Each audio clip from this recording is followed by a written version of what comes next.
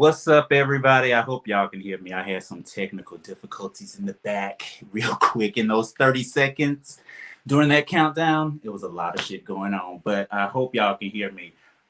Y'all can hear me in the background? Oh, yeah, y'all hear me? Y'all hear me? All right, great. Perfect. And welcome to Sweet the Podcast, everybody. It's me, your host, your sweet boy, Will the Third. And this is episode 43 with Sir Oyara again, round two, because first off, last week that wasn't enough time, and we had technical problems at the end because one of my monitors died. So it was a good cutting off point to pick up today. And we're also going to be joined by a special guest who, if you watched last week's episode, you know this person because I wanted them on here very, very badly. And I was surprised to see them when I popped into this room. So, and enough of my rambling and all the things. Before I do bring in the guest, I just want you all to continue to remember that there is a pandemic going on outside. Wear your fucking mask if you're going to go out, and refrain from large gatherings if you must. But without further ado, I have none other than Sir Oyara and the infamous, the queen, girl, Gaia. You're too kind. You are too kind.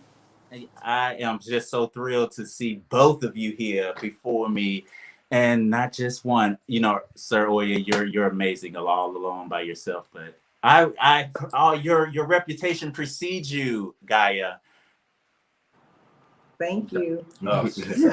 She's so sweet, so quiet and bashful. But I am. Are you? I can see it. So, but we finna get into that then. But before we bring you get deeper into you, we're gonna pick up from where we left off last week, and we're gonna talk about that hanky code, okay? And to not just jump into the hanky code, tell people what the hanky code is, kind of like its purpose during that time, and just real quick, sauce us up in there. Okay. So starting out during the classic era, I call it the classic era of leather, in the 70s and early 80s, late 80s. Hanky code was a thing called flagging. And this was during a time when you really couldn't have the conversation openly, safely. And so we resorted to hankies being in our back pockets at that time. Which side you wore the hanky code correlated to whether you were the aggressor in this or the submissive in it, or the giver or the receiver of the thing. And the color corresponded with different kinks. And so I think where I left off was I was going through a couple of them that I knew. Black, if you're wearing a black hanky, you're into heavy S&M. Chains and whips excite you. If you're wearing a gray hanky, that's for bondage. If you are a fisty or a fisting top, that would be a red hanky. Think rosebud. If you were like a double fister, or like you like double fisting, think a deeper red. So that's burgundy. If you are a water sports player, that would be, of course, yellow, golden showers. So I would have one of those, of course. Okay. Give me a yellow one too. A yellow, all right. And then where we have houndstooth pattern, which is biting teeth. Bite. Okay. And we have what else we got? Lavender. Or if you are a drag queen or like drag queens, there's an actual hanky for that.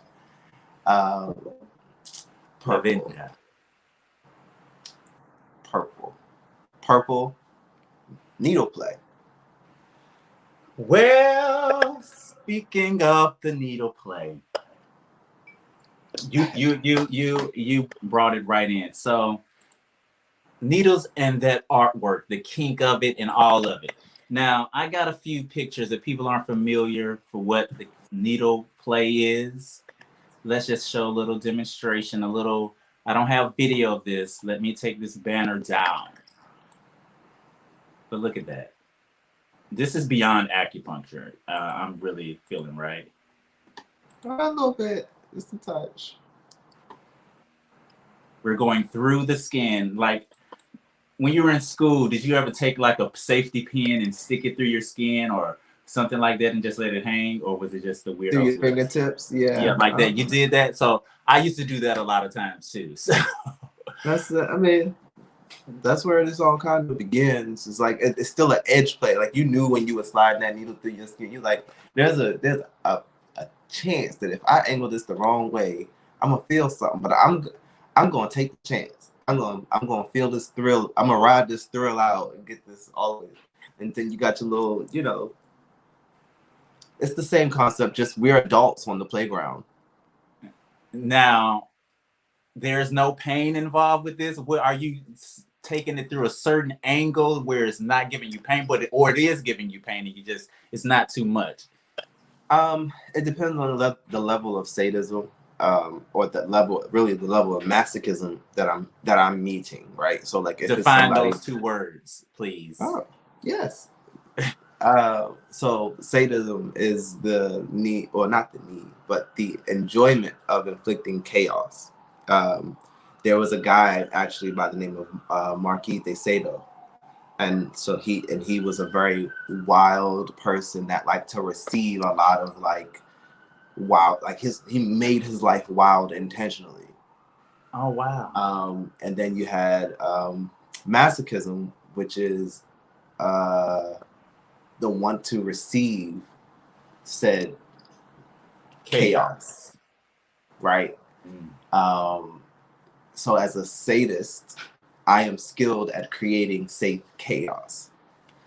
As a masochist, she is skilled at receiving said chaos. Now, as a masochist, what level are you at right now, and how did you begin? Did you get into the needle play like the same way, just on the playground or in school? You playing with needles, like And how do you feel about needles at the doctor? Give me all your needle experience and how did it grow to become what it is? I've always liked needles. I love giving blood. I used to give platelets. So I enjoy giving. Like today, I had a doctor's appointment and I had to give blood, and I was so excited to give blood. Like I was like, yay! My doctor was like cracking up. She's like, oh, there she is. She likes to give blood. But I was introduced to needles, I guess as a young kid using thumbtacks. And just piercing my skin with thumbtacks or safety pins, or I used to be a cutter, so that kind of segued way into needles. And it's not so much pain for me as it is surrender, as it is suffering. So pain is just the catalyst to get to the suffering. So I don't like pain at all. I don't like it at all. But you like the suffering. But I like the suffering, so I'm willing to endure the pain to get to the suffering. It's a catalyst to get to another level. Okay. I told you last week. Now listen, I told you last week. She would be her chest is this is where she bumps her chest, right? Because this is where it is the machine versus the man. I think as a point of reference, just to put everything in context, if you are like really trying to understand the mindset that she's in, a really good movie to reference is a very old classic movie called Secretary. And it is about a woman who is a self-harmer, and her boss at the time catches wind that she is a self-harmer and kind of takes the reins and says and replaces her self-harming with him being the controlled force. Versus, so like typically when people self-harm, sometimes you might not know when to stop. Right. The idea is that in handing this suffering over to someone else, the sadist, that they have more discipline and self-control, and they will better regulate this craving that you have. And so in that movie, her boss replaces her self-harming. Either way, they still crave it. In this dynamic, it just gets distributed in a healthy and disciplined way. I get it. It's like a perfect balance of chemicals together that it's reacting. It knows when it's too much. It knows when it's not enough. But I'm still tripping off to get to the suffering part. Well, it takes me back to a really, before we move on, it takes me back to a really good quote. I think it says something, and I might be paraphrasing, but it says, we're all looking for someone whose demons dance well with our own. Right? Like, we're all looking for someone whose demons dance well with our own. That's definitely true. this is somewhat what that is, just in a very, just for some people, in your face kind of way. I love that, because that's it's safer. It gives them an out instead of self-harming. That's amazing that you can get somebody who understands and can regulate. Okay, like, it's enough now, but you said this is like a machine. You're a machine, Gaia. I am. So that's when it's like, how do you know when it's too much? Or it's not too much. It's not too much for you. But what about the sadist? What about that's if he stops and then I win. Oh. So okay. Now, since we getting into the machine part, I have a video I want to play. And I have questions about fuck it, I'm gonna just play it. Here we go, and y'all watch. And then I have questions that's related to this conversation right now.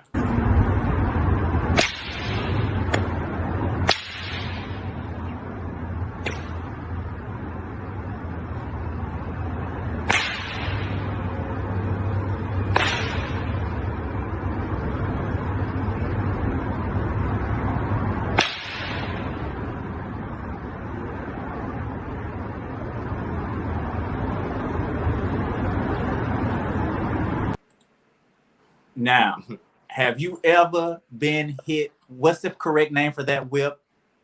That was a single tail bull whip. Have you ever been hit with that guy? I've been hit with the single tail before, yes. With the whip. Not that whip, but with a whip, yes. With a whip. Like with that sting, that whoosh. Yes. What is that like? What is that how, if you can describe it, what would you describe that like for you? A rebirth. Jesus. Yes. So is there any pain at all in that? It's a death and a resurrection all at the same time. So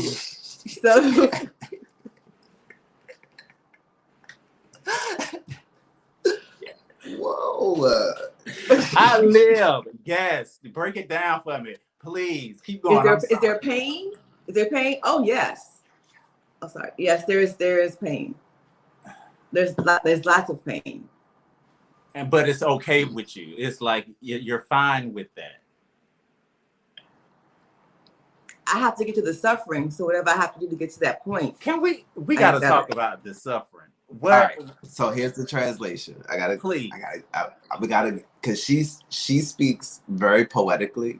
It's very romantic in how she thinks about pain. But for the vanilla folk, for the muggles, for the people who don't play like we play, what she is saying is another quote that I can sum this up with. From Eat, Pray, Love. You ever watched Eat, Pray, Love? I did not watch Eat, Pray, Love, but I know exactly what you're talking about. Okay. So there's a quote in there where she's going through Italy where she says, "Ruin is a gift. ruin paves the road for transformation, right? Mm-hmm. So in that, it is pretty much talking about your ability to like kind of withstand the blows of life. Like life ain't gonna be nice to you. Like it's just nobody. It's point blank period. Life ain't nice. Right? We live in 2020. For real. Right now, for real, in real time. Period. Life ain't nice to you. But how hard are you willing to fight? Like how thick are you willing to create your skin to be in your existence? And so through the suffering, she is challenging her own strength. Like she's already been through a lot. She already been through hell, like in real life, already been through hell. So now she gets to reclaim her time. Like, what did I learn from all those experiences? How tough am I really because I've been through all of those things? And we revisit those things. I get and it. She gets to prove to herself over and over again that she's bigger and better. It's like being cleansed. That's what I was gonna say. Yeah. It's like, when you're suffering, they say suffering builds character, and without suffering, you won't know what you're made of. Is that what you're pretty much, to break it down? Like you're getting to shine through a rebirth. You're rebirthing each time. Yeah, in part, yes, because I enter it dirty. So I enter it unclean, and I come out clean. I come out reborn. I come out shiny. So I go in dirty and I come out shiny. I give her a little dusting, dust her off, and yeah. And she's brand new, a new creation. Yes. I live for that. Suffering. Yeah. And now, I could go a lot of ways with this, but I'm gonna go this way. Since we're talking about sadists, and what is the other masochist? Masochist. Masochist. M-A-S-O. Masochist. Got it.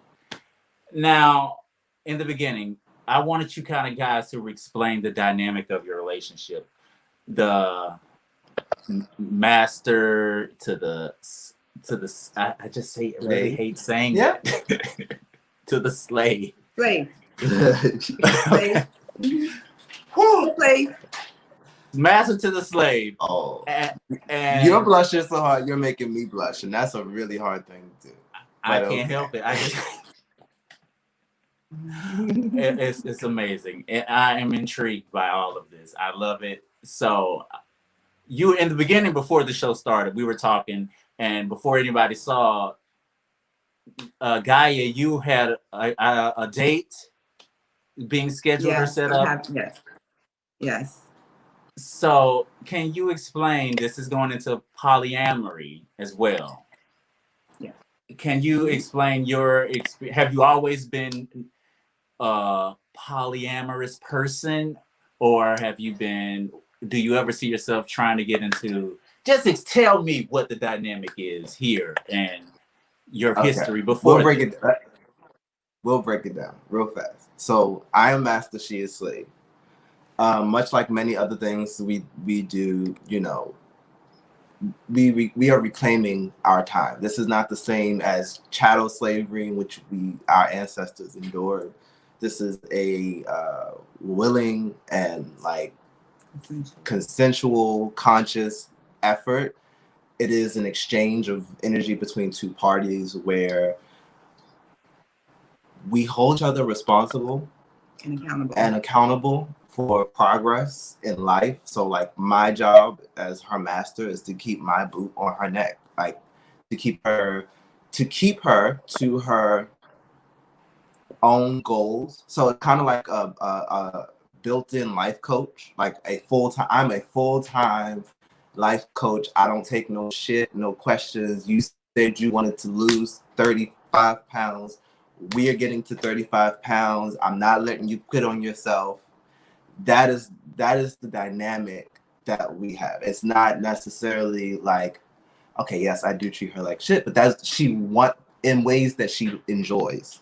But on the whole, I'm making sure that she's taking her medication. I'm making sure that she is going to her doctor. I'm making sure that she is eating well. Where we can say now, as an example, multiple things. She's been my slave for 1 year, 2 months. Wow. Or 1 year, 1.5 months. She know that now. But in a year, she has been able, since July of this year, she has lost 36 pounds officially. Right? So like, go ahead. Staying on that ass, because her doctor was threatening her with insulin for her diabetes. So she told me what needed to be done, and I'm like, here's the solution. She committed with the discipline of a slave. Like there's a discipline that comes with it that creates change, right? Oh. So we got a goal. She committed to it through discipline. And now she is how many away from the goal? Like 10. She's only like 10 pounds away from the goal. Like 10 since That's July. amazing. Fucking fantastic. She's also, for the first time in her life, living independently. She has her own apartment. Now, I clap for you. I'm gonna go ahead and embarrass her. But I can do that because I'm master. How old do you think the slave is? Oh, girl, you could be my age or younger. I'm 32, but you definitely give me 29ish, 28. I've seen you're giving me that. How old are you? Or master, tell me, how old is she? You want me to tell them? Okay. Girl is 50 years old.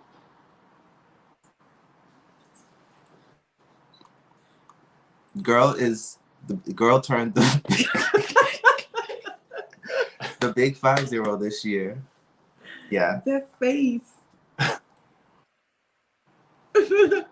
I don't believe it. 50. Get closer 50. To the camera. Get a little closer. Ooh, look at your skin. Girl. You look amazing. So, thank you. All I can say is whatever we doing over here, no matter how chaotic it might be, we keeping things healthy. We getting results. We keeping solid minds and solid spirits. We keeping all energy clean. The chaos that we create, that I get to create, is organized. And I know that sounds crazy, like, big mafia. I'm making organized chaos, but. And I consider this a training ground. Like I said, life ain't gonna be easy. Like, life ain't gonna be nice to you. So like, let me be mean to you first, so that you have a thick skin when you walk out this door. Like, let me thicken that skin for you. Let me tough love. Train you up. Tough love.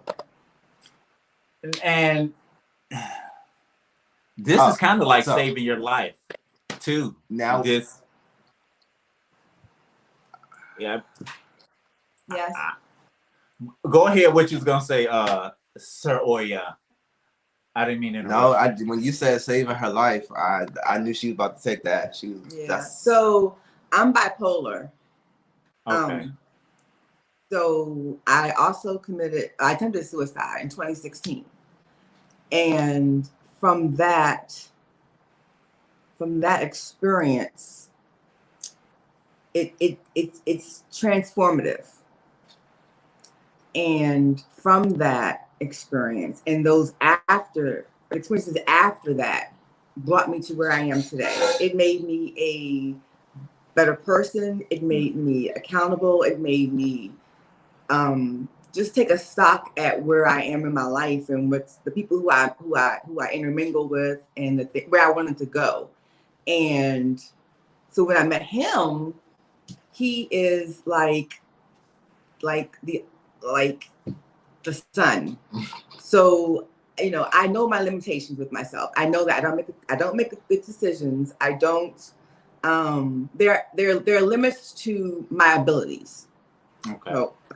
So I'm also on the autistic spectrum as well. So with all those things, I need a person who is going to not take advantage of those things. Exactly.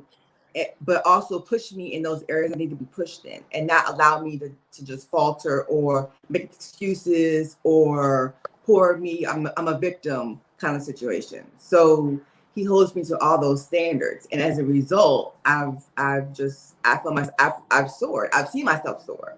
So I am forever grateful to Master, Sir, Daddy, all those things for his guidance and his love and his, his boot on my neck. Sometimes it's two boots because I can get a little, I'm a Taurus. I'm also a Taurus. I'm a Taurus. So yeah, very stubborn. So he puts up with all that, and I mean, I'm just grateful for the opportunity to kind of to serve him and show my gratitude. I'm amazed. Now, with all of this going on, how do you deal with bringing others into what you guys have, or seeing other people? How do you deal with that? Like, is that a so that's when we get into the place of like compersion, right? Like there are certain things that I don't do with her to keep her on task, right? Like we don't have penetrative sex because like my energy is already a lot, and if you add sex to what I already bring to like the room, it's a problem. Like I'm not, so in order you've heard the term digmatized, right? uh-huh. That's a real thing, and what it will throw off a person's discipline. What being digmatized really is when you are so enamored with someone, and specifically their sex, that your discipline with yourself is thrown off. Right? Now you've begun to skip the gym because you don't want to get up in the morning, like because you cuddled up underneath of him, blase blah. Like you don't want to. You throw off your shit. I gotta say this. It's just like, because literally this is what Cardi B is saying. The reason why she is staying with Offset. I really don't be reporting on these people news, but I found this fucking funny as fuck, because she said she's not about the money. It's not about it. It's pretty much not even about their daughter. It's about the dick. She says she is digmatized. If she found another dick that she could want to fuck, she would leave Offset alone. So this is telling y'all, digmatized is a real thing. It is a real thing. It is a real thing. It's a real thing. It's a real thing. And I don't need to be digmatized. I have an addictive personality, and I would not get shit done. I would be trying to fuck the dick every day, all day, anyway. Not going to work, losing my job. No, that's not helping anybody. That's not. No, So, my role is I'm just the anchor.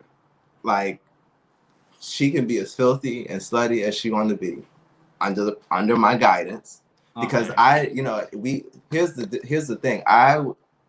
Identifying as pansexual now, I came up as a gay man. From 19 till about 28, I was gay, and so if you understand that as gay men, we have a different. We take care of our sexual health separate than our physical health. Yeah. Our sexual health we take care of every 3 months. It should be clockwork. It should be clockwork every 3 months. And so with her having the mindset, that she has, I've assimilated her to our way of keeping, right? Like, so because we have sex so often, and that's also the way she likes to have sex, that whole heteronormative mindset of, oh, I'm going to get my STD checked once a year with my physical is out the window. But that is a difference in how heteronormative people approach sexual health versus how we, as specifically Black gay men, handle our health, right? And so, like, educating her so that she can have these practices where if she wants to have a dick sucking marathon, which is what. Yeah, she can do all that. I will arrange it. He's arranging my for Wait, Say that again. He's arranging a dick sucking, I guess, soiree for me. Oh, Like several dicks lined up, and I can suck them with. Yeah. So so she can do all of this shit, but be risk aware. So we have a thing called risk aware consensual kink.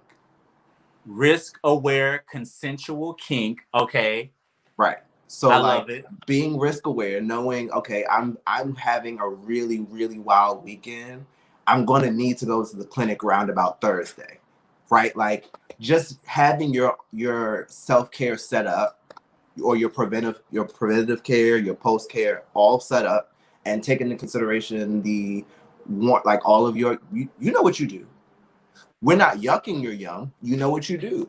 But in you knowing what you do, take care of yourself. If you're taking poppers, or if you're doing any type of inhalants, you might want to make sure that you're taking some chaga root, or some lion's mane mushroom to keep your brain cells active. Like do your thing, party, but maintain your body.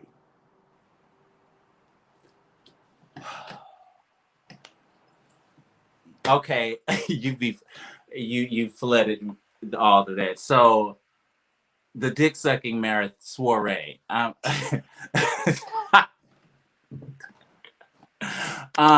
Is that going to be an OnlyFans exclusive? That would be amazing. Or is that a private time? Well, this will be our first excursion of this sorts together. I mean, I'm pretty sure I tend to document everything. But whether that'll hit OnlyFans, and I get real. My experiences be so dope. I have a hard time sharing them outside. Like, is it you ever my problem is I have a hard time documenting it because it's so dope, and that's my problem. I need to have that set up beforehand and just let it be, but I don't. Yeah, well, that kind of happens too. Sometimes, like what I do have captured typically isn't 100% of what happened, because I have to, like, sometimes I slide into the play, and I have to remember, oh shit, I don't have my phone. But and this is just because I'm committed to the representation. This whole thing, it's not because I'm just trying to like document. Like, I actually spend a lot of time. It's an art to me. Like, I spend all of my time fine tuning even the surroundings in which these things are gonna go down. I want it to be ready so that if I can just turn on the camera and it's a good time. Like, so most of the things that I will be sharing soon on OnlyFans were like pretty much like just impromptu shit where I was just like, girl, get up on the wall, or like I bust out the ropes, like, just I'm feeling for the rope. I just, and so I just capture these moments where I'm like inspired, and then it's like, for me, it's an equal balance between, like, in my mind, I'm running all the technical aspects. I'm like, okay, I'm looking at my symmetry. Like, if we're doing impact play, like single tail whipping, right? I'm paying attention to how far I am away from her, because in single tailing, it's not the whole whip. It's not the whole whip that's touching the person. It's supposed to be like a flick at the end, the tip. Like, so you should know. You got to know your shit. You got to know you got to know how to wield that thing. You have to know how to wield it, because otherwise, if you're too close, it can wrap the wrong part of the body. If you're too far, they not feeling shit at all. They looking at you like you got two heads. And she gonna bitch you. She gonna be like, that's it? That's all? She ain't finna play that shit. She ain't fit. She tap that ass. But so like single tailing, I'm paying attention to, okay, where did that one land? That one landed on the left shoulder. This one landed on the right shoulder. I'm making sure that I'm being symmetrical on both sides. I'm making sure that I'm evading the spine and the kidneys. I'm making sure that I'm like alternating between the top of the back and the butt. Both are safe places to receive impact. Like, I'm thinking about all of the technical stuff in my head, but also for them, that is I think that translates to how much I care, because like I'm not hitting her in her spine or in the back of her head or in her kidneys, she's able to like stay in the game. She's able to keep her headspace. So like because I'm not hitting the no areas, her body is saying yes, yes, yes.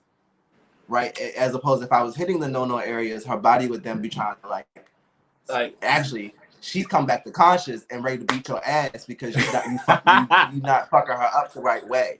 There's a right way to fuck a person. Like, if she will come back and be like, hey, she'll try to bite you. She gonna try to bite you because you just you are not doing this right. I'm a bite.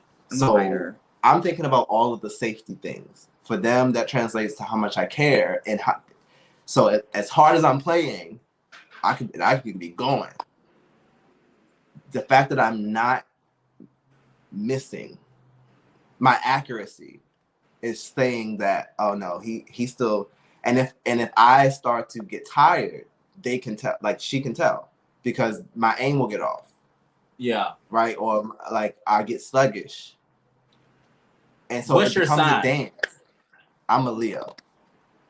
But fire. here's the thing. This is where I'm a skilled sadist. She tries to clock my energy. She can't clock my energy because I'm always alternating between power save and power play.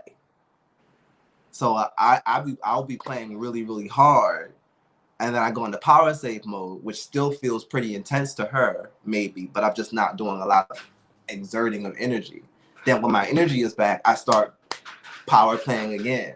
So like it's just I'm alternating, so she doesn't know when I'm going to give her a breath or not, or because it's all, it is a challenge of the stamina, like my stamina meeting her stamina. How long can I go versus how long can she go? Like that, it becomes the dance, that becomes the intoxication, that becomes the connection, where now like I'm like, okay. And that's the thing, dude.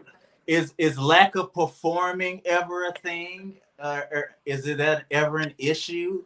Like, is that a worry or a fear? Is that common? Like lack of stamina or anything? Or do you have to just train your stamina up like in anything else? Within reason. One, yes, you should be like, you should not be hauling off and taking like nobody. I can't say that. It's a generalization.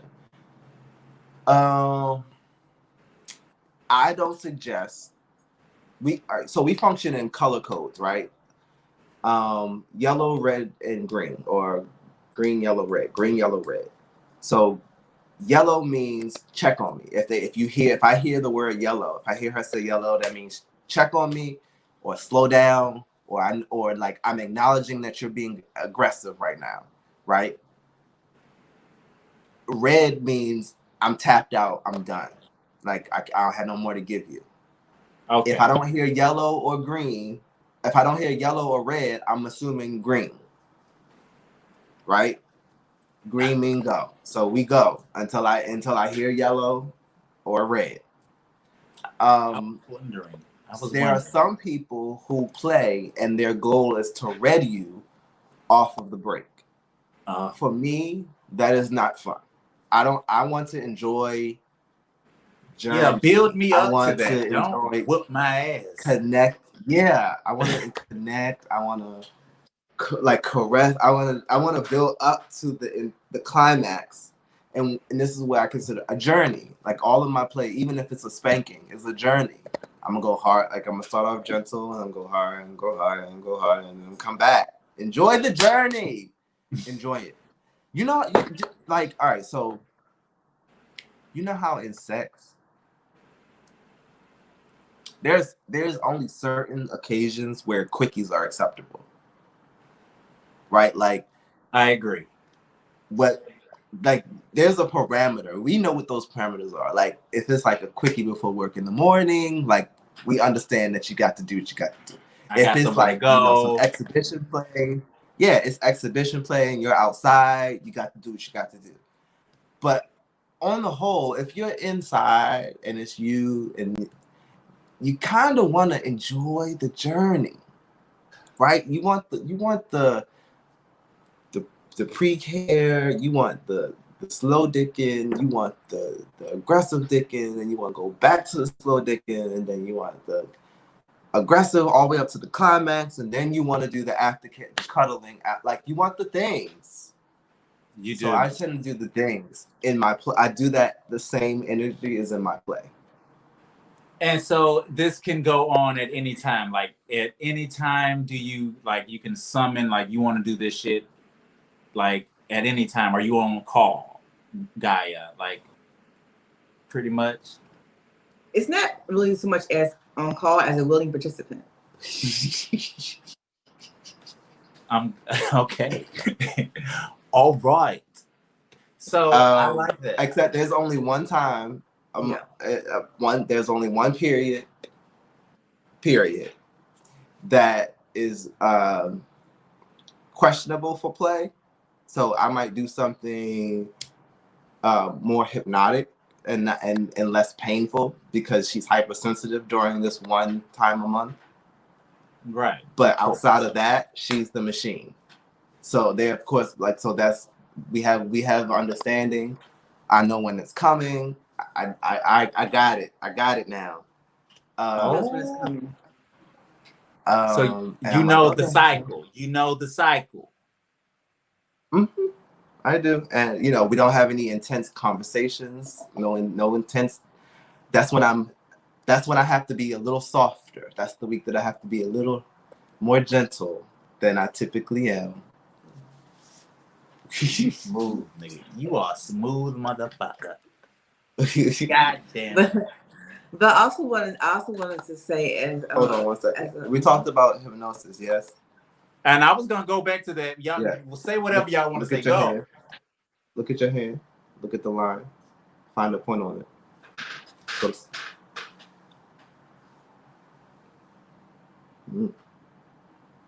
Okay, so I just induced her a little bit. Yeah, we're gonna have a little fun. So the past couple of days, I've had her hypnotized for like the past 2 days. That I had a trigger word for her, and every time I said it, she would have a full blown orgasm. So now I want to desensitize that one, but I want to show you some if I may, some hypnotic play. Do you want the entire screen? I can give it to you. Just give me 3 minutes. It's all you. I'm finna give it to you right now. So I'm speaking to Girl Gaia right now, and I want to speak to her subconscious. Right now, I want you to go ahead and begin to imagine your happy place. Imagine the feel of the sand between your toes. Imagine how the air is crossing your body. Imagine how the sun feels across your skin. Imagine the smell of the salt coming off of the water. In a moment, I'm going to snap, and when I snap, you're going to go deeper into a state of relaxation. You're going to find yourself as if a trapdoor opened beneath you, gently gliding down to your happy place. Gliding down deeper, and we begin to establish that place deeper into a state of relaxation, relaxing deeper with each and every breath. I want you to go ahead and take a deep breath with me. And as you exhale, you're going to go deeper into a state of relaxation. Inhale one more time for me. And exhale deeper into a state of relaxation. Inhale again. Exhale deeper into a state of relaxation. Good job.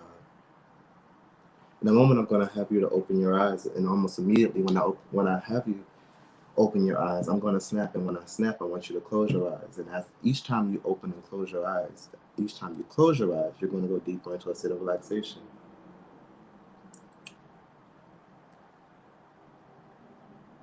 Open your eyes.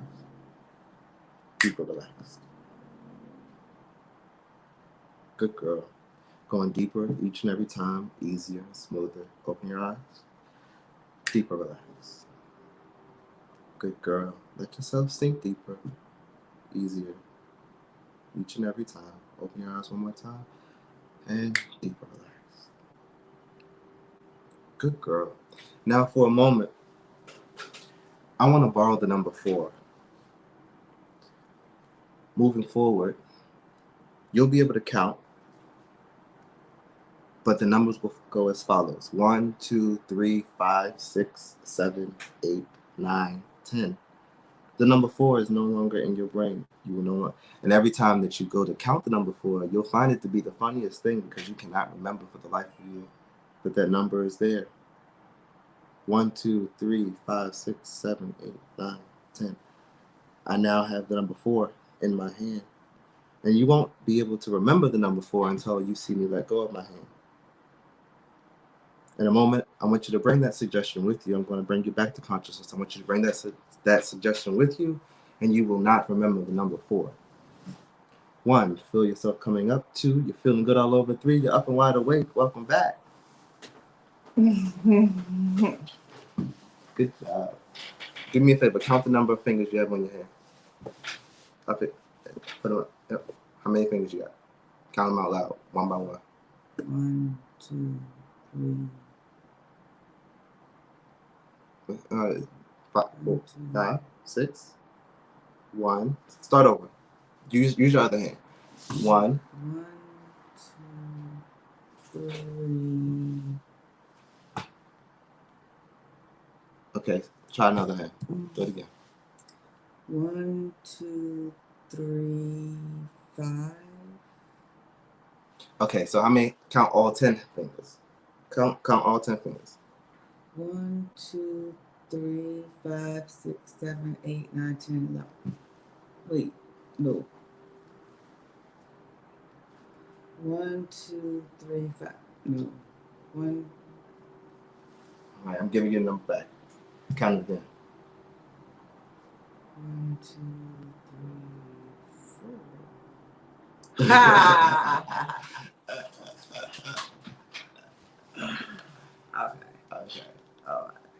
Okay. All right.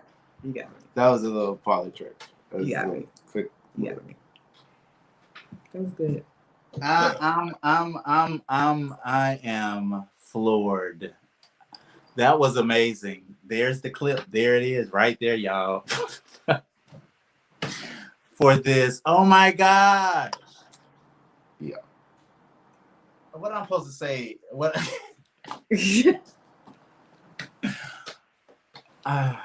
So the other one works. I shouldn't do that. Before he does, I did want to say something about you talking about his sadism and topping and his skill. But as a bottom, we also have our skill. Speak on it. And our please do. So when I'm being hit, when you tense up your muscles, you're gonna feel the impact more. So it's better to be loose, so that when you get hit, you're not tensed up and your muscles aren't tense, so you don't feel it as much. That's the muscles aren't as tight, so you're loose. You're loose. Right, and so when he Florentines, I pay attention to the count so I can prepare my brain, possibly the next place he's going to hit, so I can prepare myself for possible impact where that may go, where that hit may. Does that make you tense up when you do that, or are you still relaxed in that? I'm relaxed because I'm a win. So this is all like game plan. This is all like in the playbook. It's all in the playbook. All in the playbook. Gotcha. So I got you. Right. And so hopefully you can get to a space where you can like tune them out completely. So you find a space on the wall and you just concentrate on that space on the wall. And you focus on that space on the wall. So that you tune them out. So they can do whatever they want to do to you, and you can tune them out. You're not really there. Yeah. Unless they bring you back, which is what he does. He'll bring me back by doing something unpleasant. like pinching a nipple really hard, or choking me, something to like snap me out of it, so that I can be active in the play again. So let me explain that a little clearer. So when we play, and she goes into this rope, like she goes into like that man versus the machine headspace. We call it a primal space, and so that she almost becomes like it's almost like she grows this shell where she don't feel shit. I could be hitting her with the same thing, but then she kind of like has put it this force field where like now she's like this piece of stone. I don't let her stay in that space because I'm really, really sadistic, and I need to, because if you're not responding to me, it makes me go harder. So when I found that out about her, that she leaves the space, I now strategically I bring her back because I need you to keep responding to me. That way I know where I'm at in the play. Like if you out there, I could go so far that I'm doing some damage. Right? True. So it's important for me to bring you back so that we both can communicate that there's no damage being done. So she can twilight over there. She can go over there. I like when she goes there. But while she's there, it's almost like I have to kind of tap dance around because I'm monitoring myself. But I'd rather pull her back sometimes. I'd rather bring her back so that we're monitoring each other. See, if I'm fucking somebody and they space out or days out, I'm trying to get to the level, y'all. The play. I don't know about the needles. I'm so scared. When I go get blood, I'd be like, oh. But other than that, yes. But penetration, if I see you just dazed out and all that, okay. Well, you're not going to be dazed out and all that. Now I give you that. It's not going to happen. But if you're not giving me some, number one, I'm going to keep going and then just continue to give you that. But don't you feel like if you're going to snap them back, you're needing like that sign from her, like you feeling this, you get it, because if you don't express or give me some sound or movement that I may go a little too far, or I may gonna push you to that red limit and you don't know it. Is that what you're pretty much saying?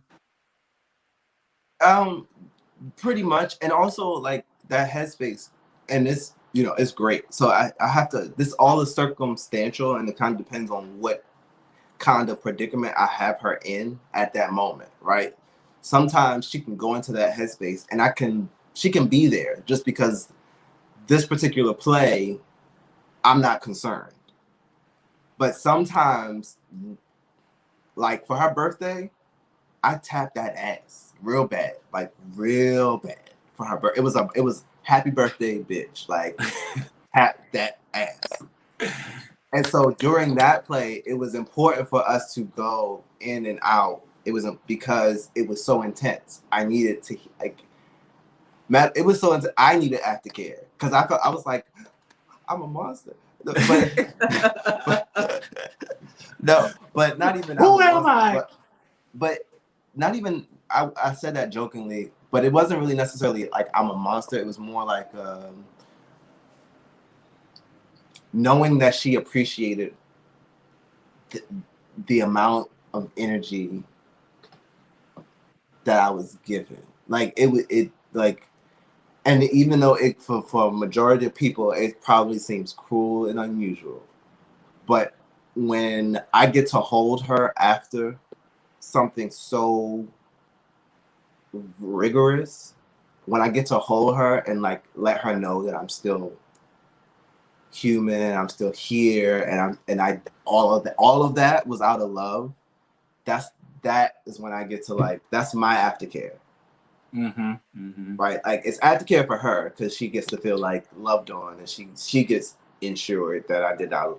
But I'm also ensuring myself. Like you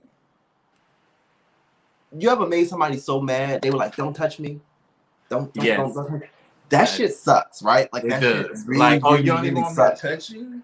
like really sucks. So when we get to embrace after all of that chaos that I created, then it's like me being reassured that she is still with me. That's fucking amazing. But also too, I don't want to give him anything. So when I'm in that space, my goal is to not feed him. You see, I'm trying to starve him like one of those, those commercials with the African people. Yeah, I'm trying to do that. I'm trying to starve him. Famine. Yeah. So what she's trying to say is, what she's trying to say is the fact that I'm able to bring her out of the space speaks to my skill. Speaks to you. Yes. Speaks to Most your credit. Most can't. And the tops will get frustrated and mad and tap out, and I win. So that's my goal. Is I'm trying to tap the top out, which I do quite often. I've done in the past, but he won't allow that to happen because he brings me back out.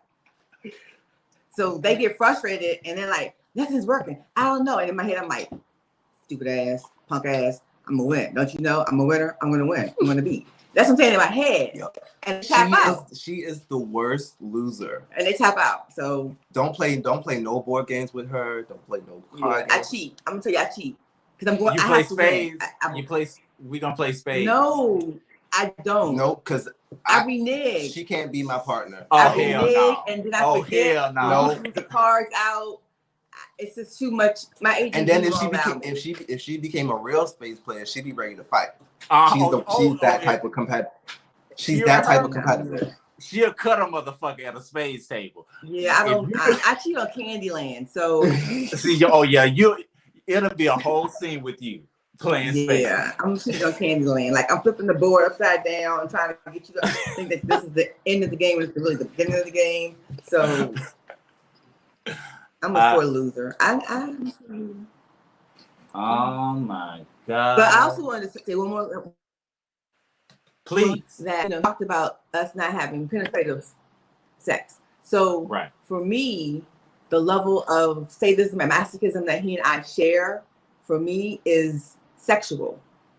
For me, it's more than penetration. Penetration is it happens in that moment, and it's over. Right. But the way he and I play the way. I'm also into degradation and humiliation. So the way that we do the emotional sadism and masochism, the way all of that forms, to me, is sustaining, and it carries itself out of the scene.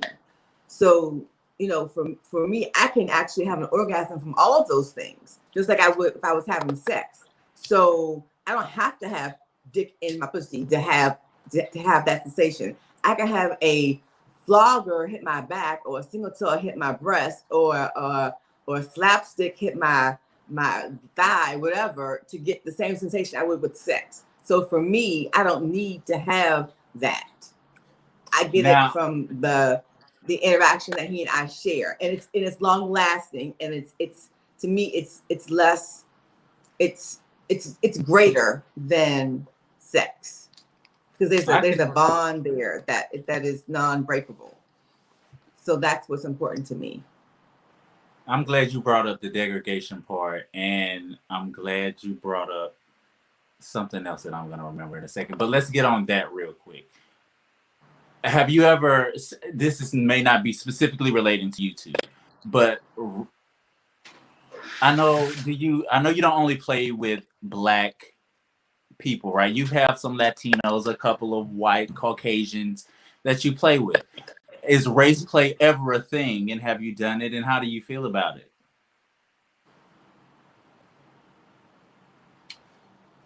So this is a very tricky, it's tricky but not tricky.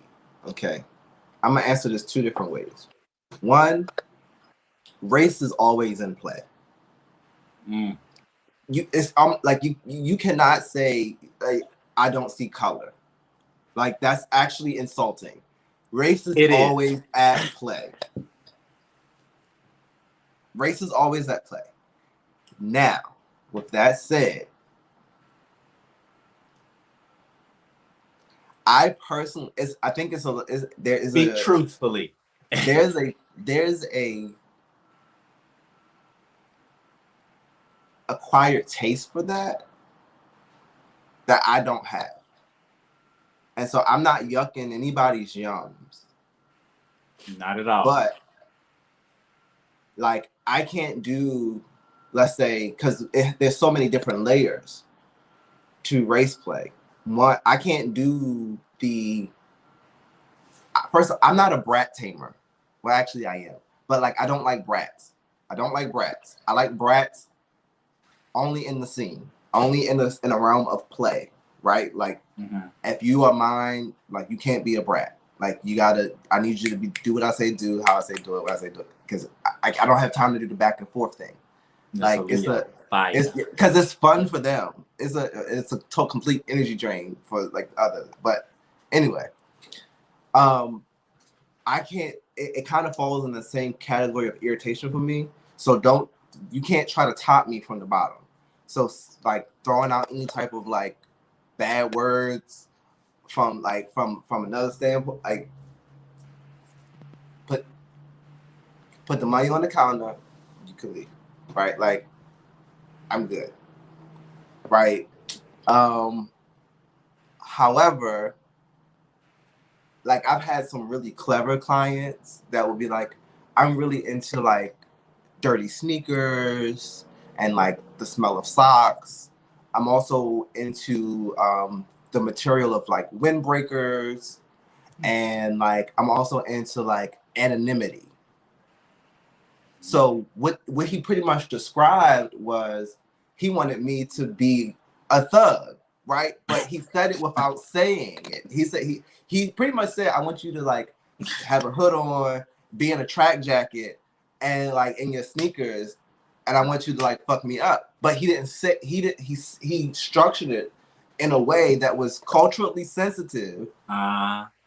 It got what he needed, but also respected my boundaries. Like he did a really good job of like.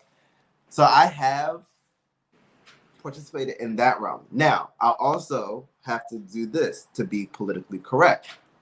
When you talk about race play, are we also talking about cowboy and Indian? Because that is also race play, right? That is also race play. Are we talking about like, you have a fetish of the corner store clerk in the hood because they Asian? That's also race play. So like keeping it off, like it's not just black and white. Like do you have like a fantasy of being like a fucking Muslim refugee? Like that is also race play.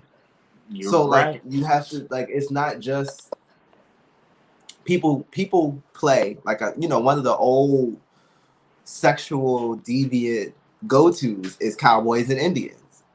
Yeah. Or with cops and robbers. Cops and robbers. And that's I ain't gonna cut it off. Right. So like you gotta like that, but that's also something that was perpetuated by mainstream white society. So like race play is a very racy thing. I think it should, if you're going to do it, I'm not yucking nobody's young, but if you're going to do it, it should be consensual.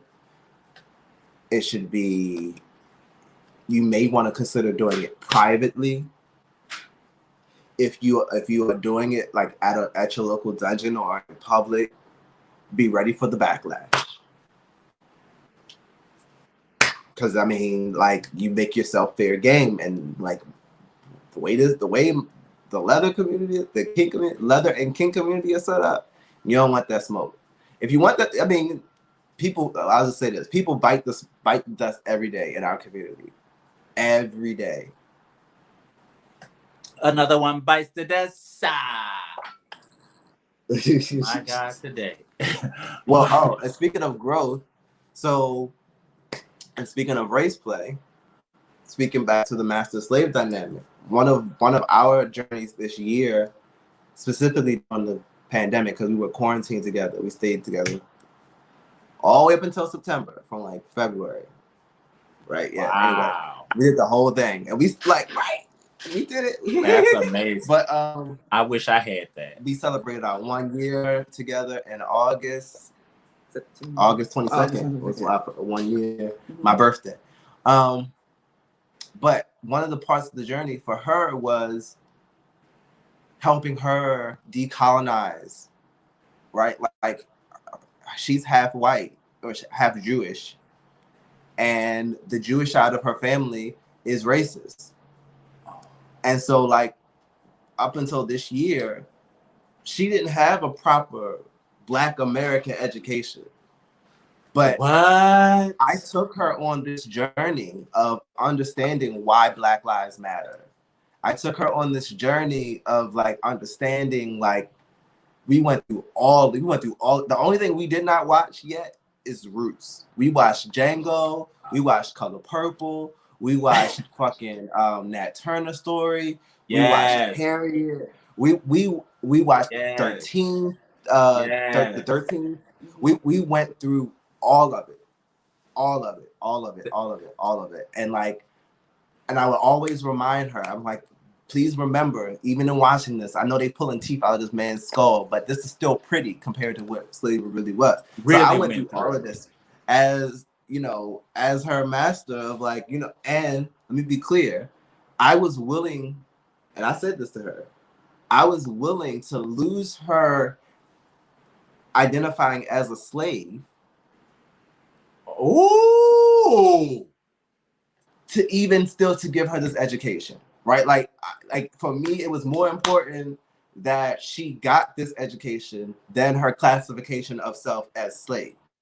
Like if she decided after all this education that she no longer wanted to identify, I would understand and we would make some adjustments.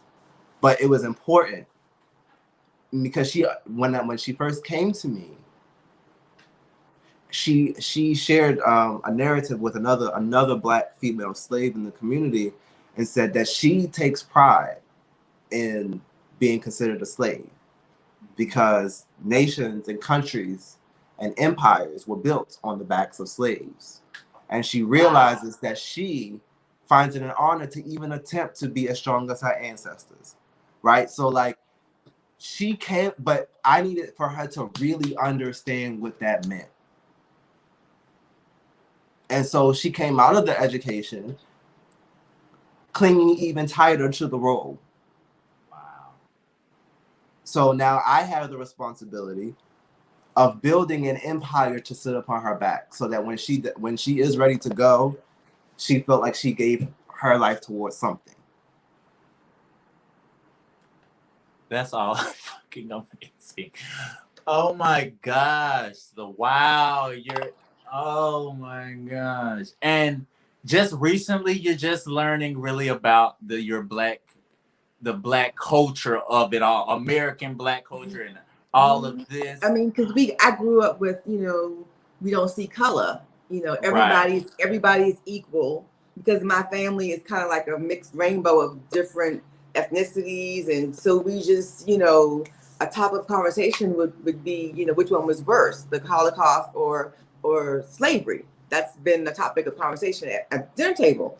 Oh. So yeah, so it's like that, right? So you know, I just didn't I didn't get it. I didn't get it until I was like immersed in it, so to speak. And so then I kind of started to see. Yeah. So we had like, for example, like she didn't understand like the connotation behind like, oh, you're smart for a Black girl. Like that would go over her head before. Or like you're pretty for a thick girl. Like that would go over her head before. A like, backhanded ass compliment. Keep it, right? Like we've been doing the work. Like, and so that is what Master and Slave really is. That's what we using it for. We using it to make each other better.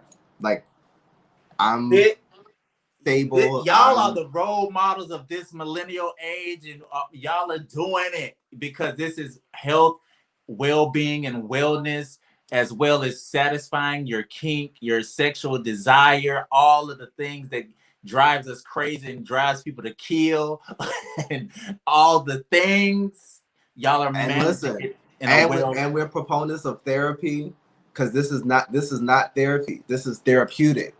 but she has her own therapist and psychiatrist and psychologist and like she is fully well taken care of. Yes. Because the what's the prime directive? Protect the property. Prime directive is to protect the property. That means protecting the property from itself when it's being self-destructive, protecting it from the world around it, and then the property has a responsibility of protecting itself from the master, even if the master encroaches in a way that is deemed unhealthy. So I can't approach anything that jeopardizes her money, her income. I can't approach or jeopardize anything for her home or having a roof over her head, and I can't jeopardize her health outside of what we got you was consensual. So like within those parameters, that's protecting the property.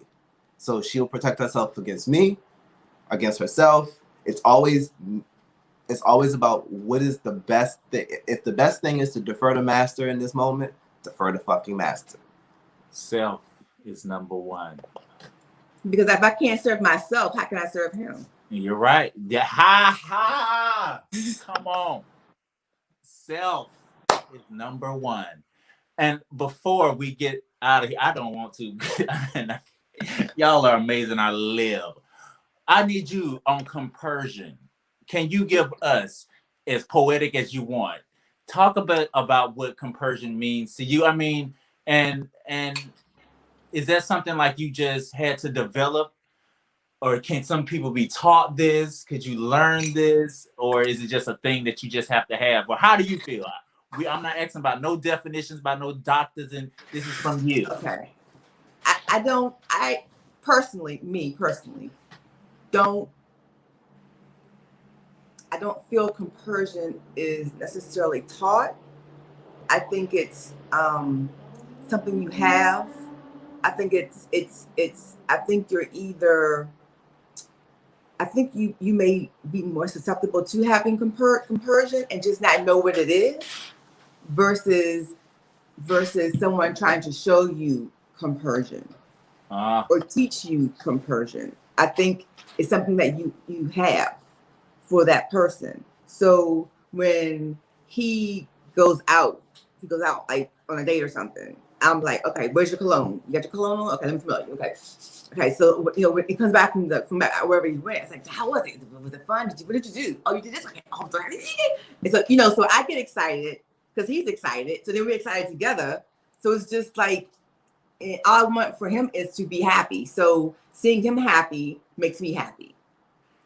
So that would be it. But everyone doesn't have compersion in their polyamory, and that's fine. That's fine. But for me, I need compersion in my polyamory, or it doesn't. For me, it does not work. If I don't see why you would want to continue with polyamory if you don't have that compersion, and I only learned of that term last week, and I wish y'all have a deeper connection. And I think when he said he doesn't do the physical penetration of sex, I think that helps with the compersion.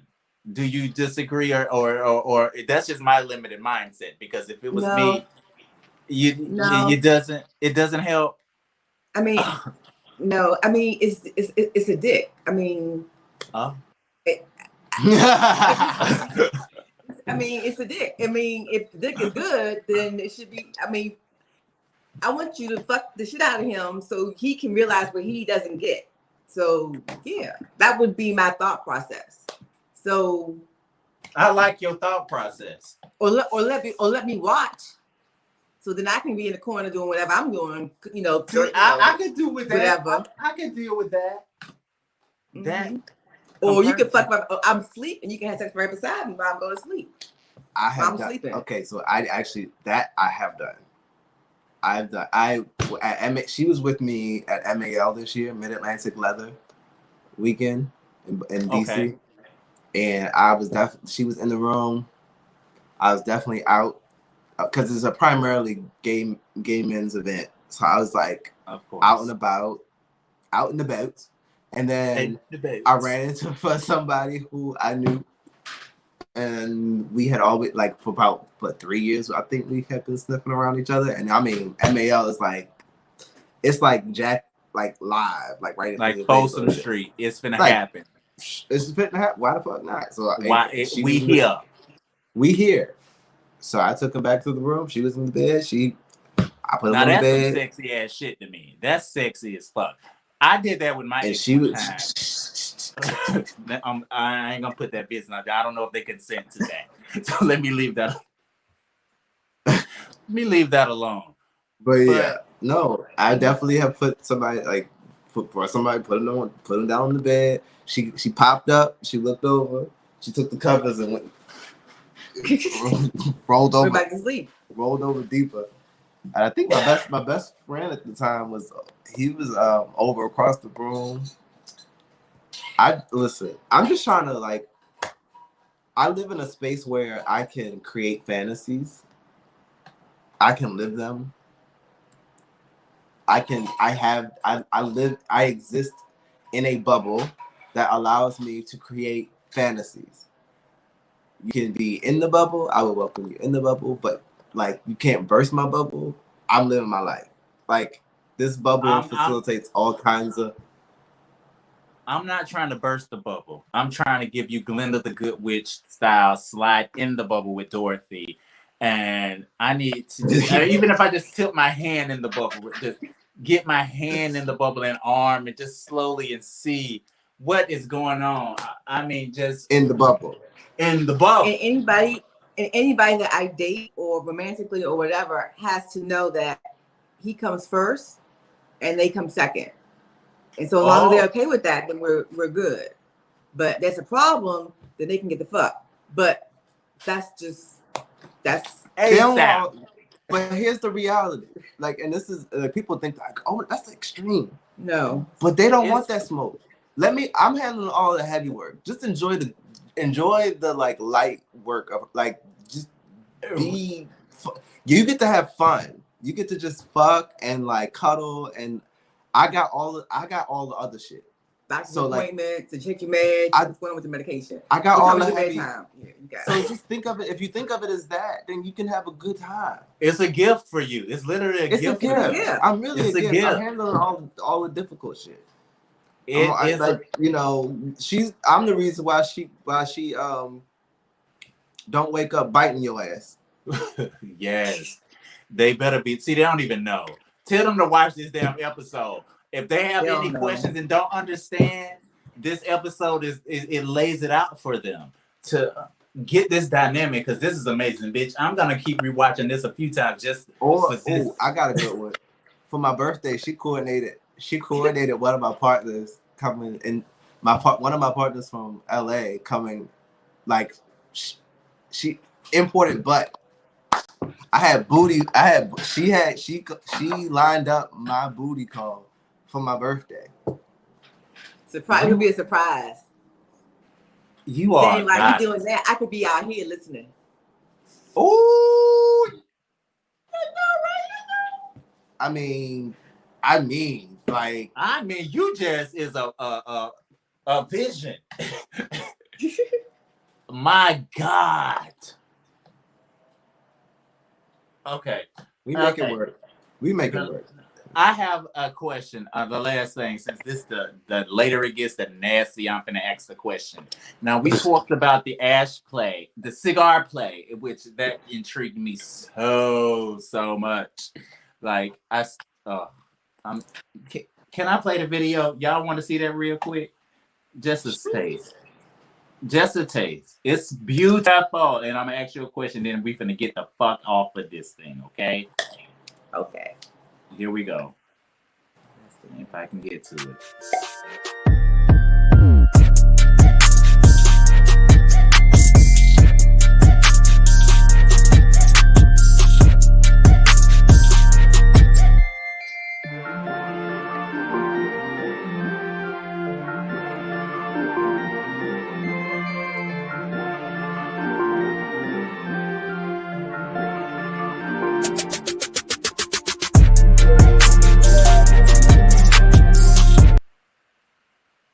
Was that the birthday we were talking about when the ass was lined up?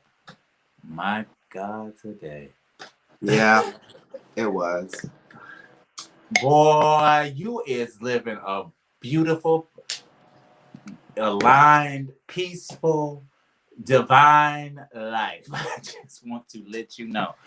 I am enamored. I enjoy cigar play. I enjoy ash play. I'm intrigued with that because that turned me on so much. So I told him that when we did this last week, I said that shit turned me on when I watched that video. I watched it so much, it probably should be a crime. But like he said, it's a skill to it. It's like the right cigar, not just any piece of trash cigar. So can you give us a little taste of how you like it, or just give us your thing on cigar play? For me, it's when I eat the ash from him, it's like eating his essence or tasting his essence or tasting him. And so I'm humbled and honored to be able to do that. And after I'm done, I thank him by kissing his feet to show my gratitude.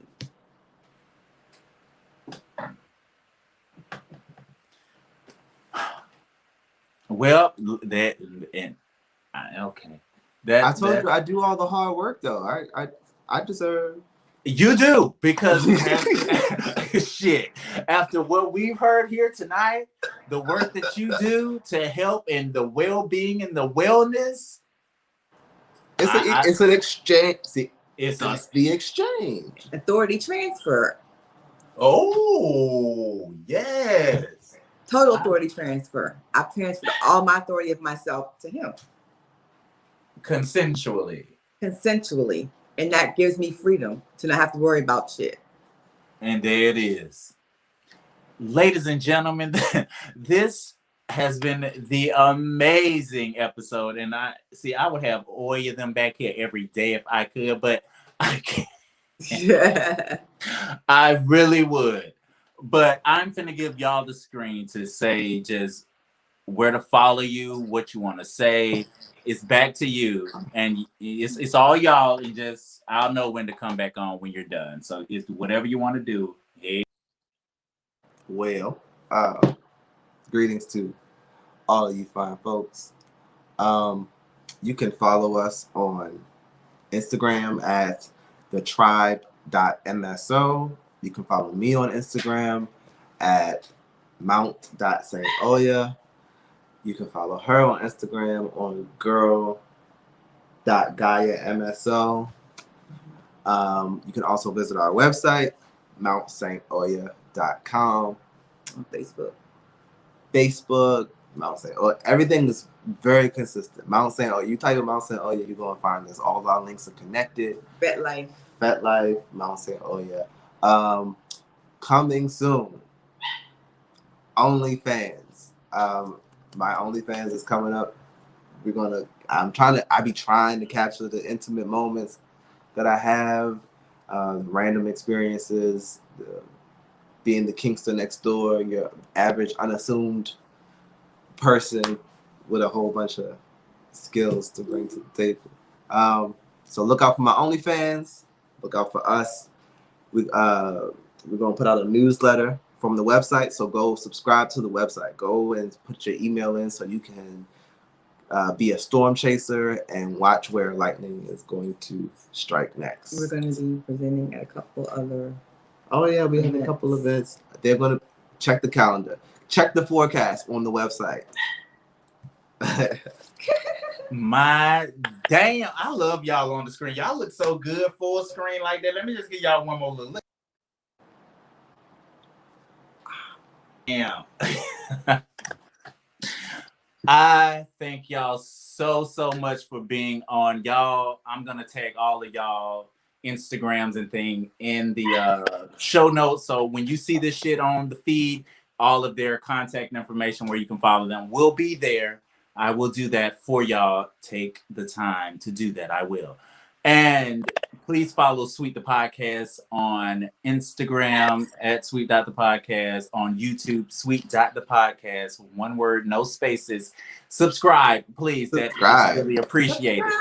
Subscribe, please.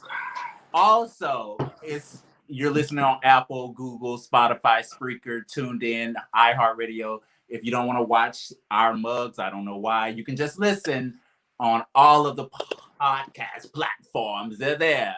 And if you want to follow me, I'm at Will.the3rd on Instagram. So I'm telling y'all, I would do a round 3, but I can't. I cannot. We're gonna do something else. It's gonna be something else we're gonna be doing because I'm gonna be in DC. To do like a special demonstration. That's what I asked for. That's what I asked him for. Thank you, Gaia. I asked him for that, and he said we're gonna discuss that. But a demonstration is definitely what I would love. So I'm gonna talk to y'all about that after this. Okay, so. I mean, we'll discuss that in the future soon. But don't y'all disconnect this line because I'm finna play this outro and we finna be out this bitch. And let me play that whole real quick like this. Display the profile of this team. Sweet.